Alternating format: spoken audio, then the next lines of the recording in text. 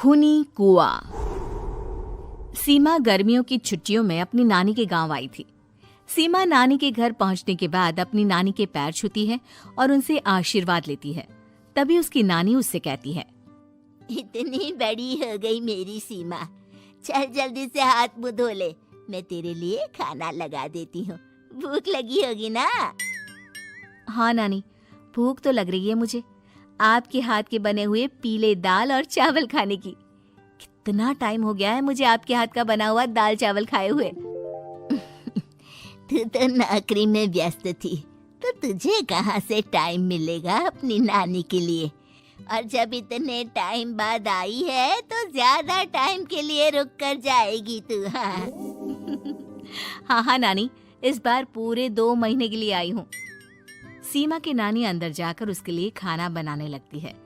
सीमा कमरे में अकेली होती है, तभी उसे किसी औरत के रोने की आवाज सुनाई देती है।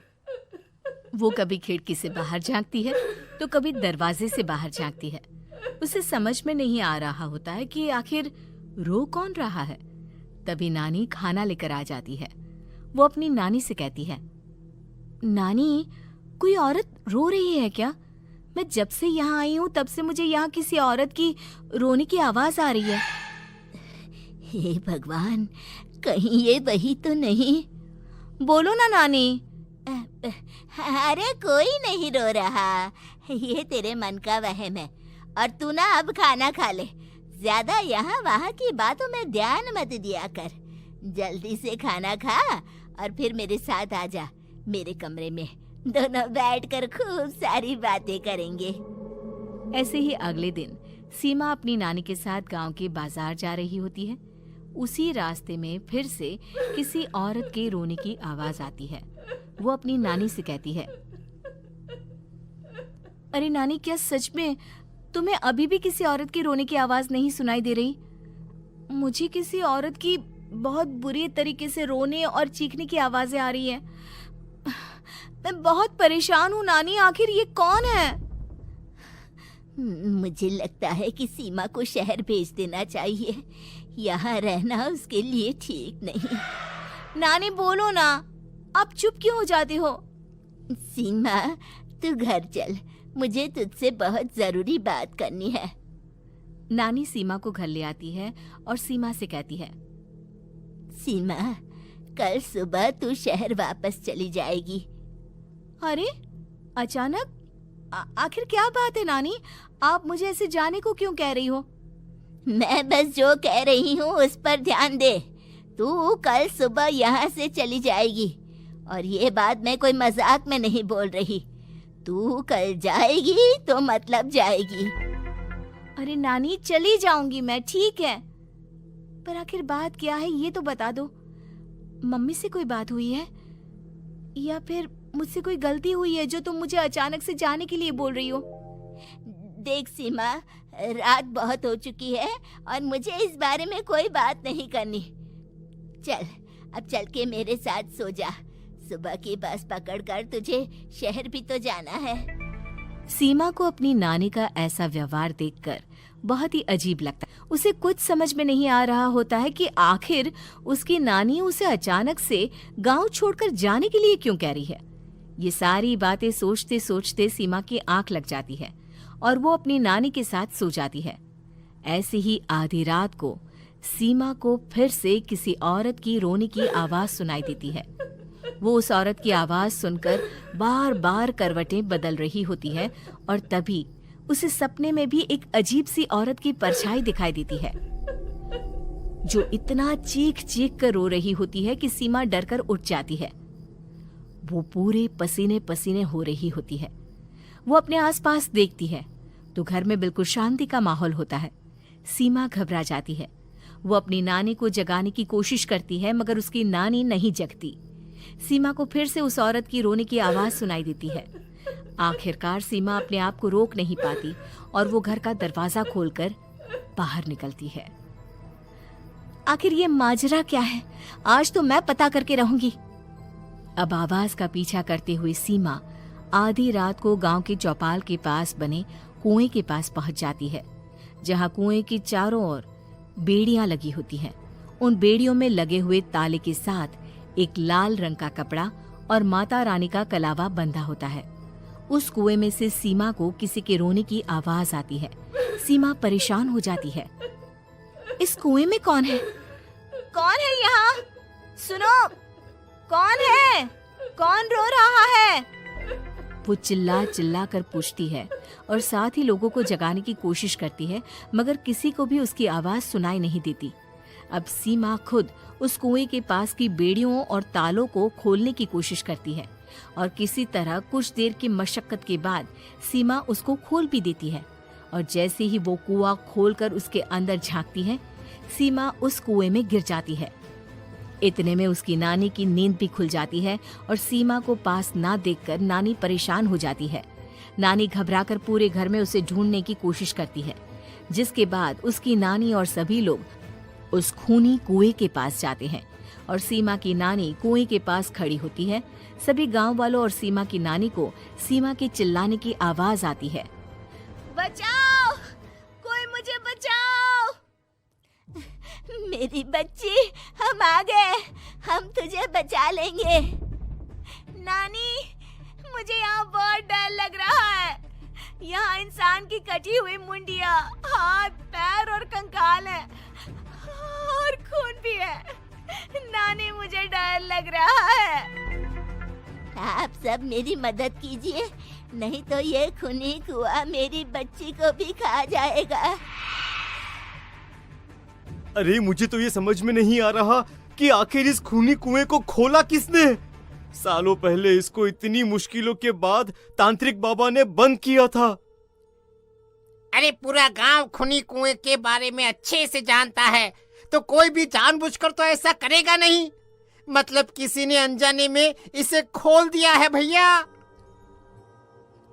सीमा को इस बारे में मालूम नहीं था और जब से वो यहाँ आई थी तभी से उसे किसी औरत के रोने की आवाजें भी सुनाई दे रही थी।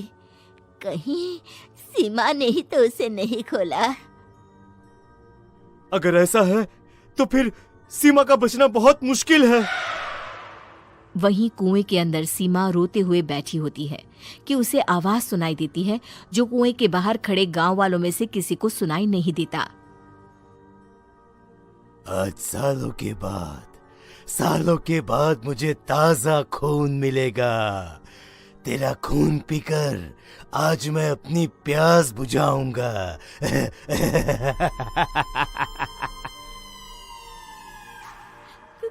कौन है?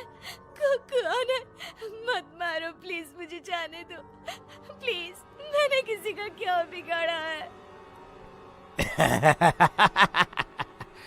वो तुझे मरने के बाद पता चल ही जाएगा। जितने में गांव वाले और सीमा की नानी कुछ सोच पाते, उतने में उन्हें सीमा के चिल्लाने की आवाज आती है और अगले ही पल सब शांत हो जाता है। क्या हुआ? सीमा, मेरी बेटी। माफ करना बहन, लेकिन अब सीमा वापस नहीं आएगी। हमें एक बार फिर से कुएं को बंद करना होगा। गांव वाले तभी तांत्रिक को बुलाकर लाते हैं। एक बार फिर अपनी शक्ति से तांत्रिक बाबा उस कुएं को हमेशा हमेशा के लिए बंद कर देते हैं और वहां एक बोर्ड लगा दिया जाता है कि यहाँ आना मना है। मेरा नाम है हरिया, मैं काम करता हूँ बहुत बढ़िया, खाता हूँ खाना और रोज गाता हूँ गाना। अरे यार, आज तो बहुत देर हो गई। इस खतरनाक जंगल को देखकर तो मेरे हाथ पैर ठंडे हो गए हैं। अगर मैं वक्त पर गांव नहीं पहुंचा तो मालिक बहुत नाराज हो जाएंगे। तभी हरिया को एक आवाज सुनाई देती है। सुनिए हरि जी। अरे ये आवाज किसने दी?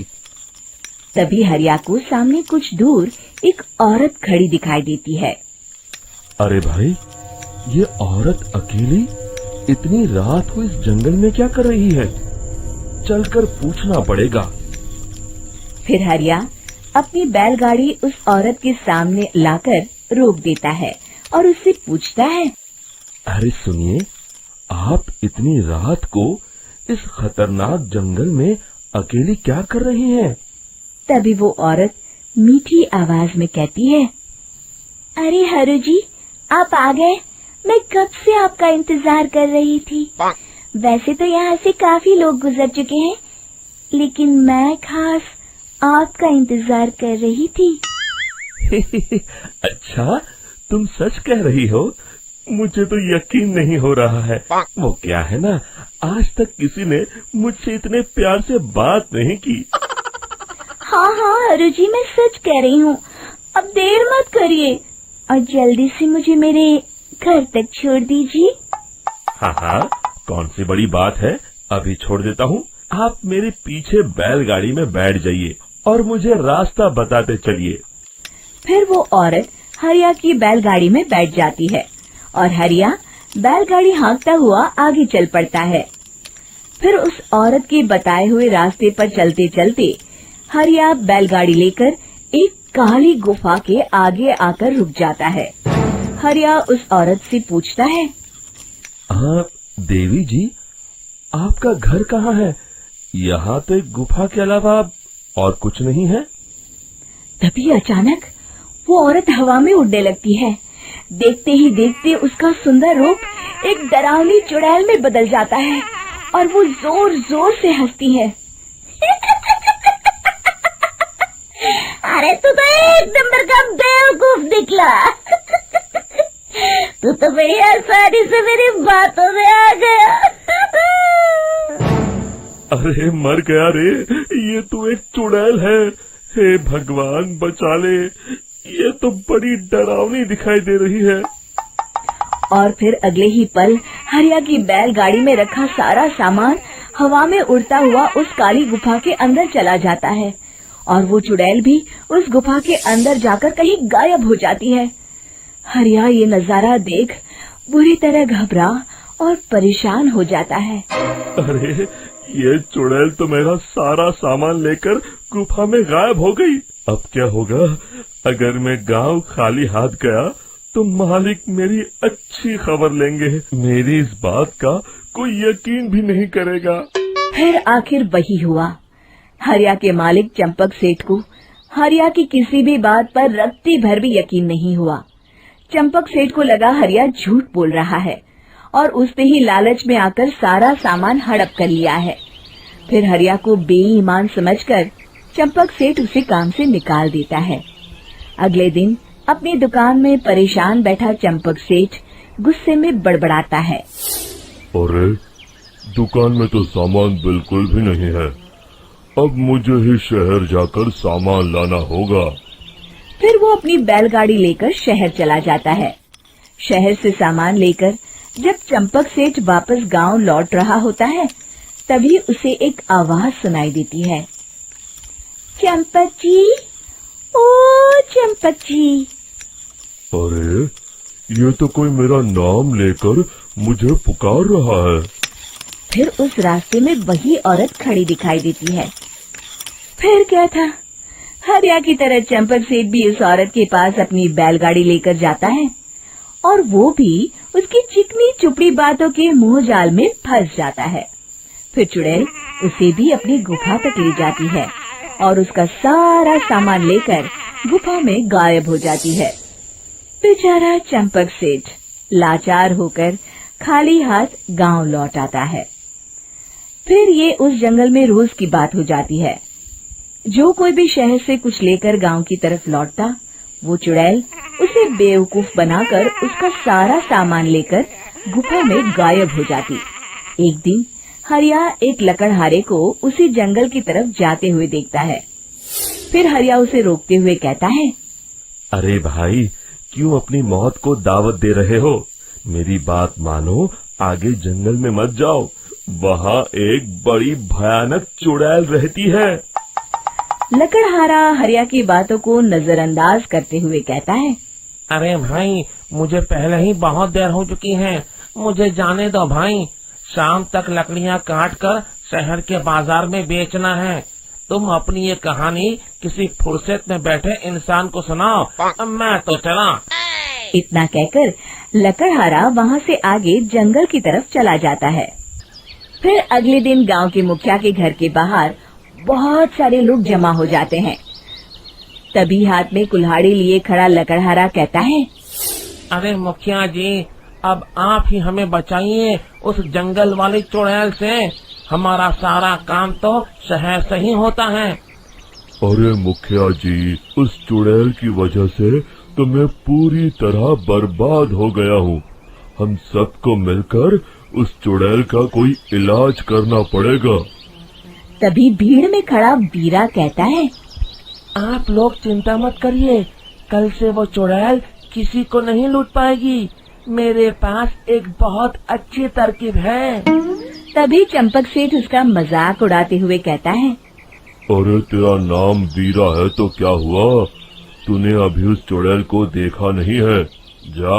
जाकर अपना काम कर, बड़ा आया। तब मुखिया जी कहते हैं, नहीं नहीं चंपक सेठ, मुझे लगता है हमें इस लड़के को एक मौका देना चाहिए।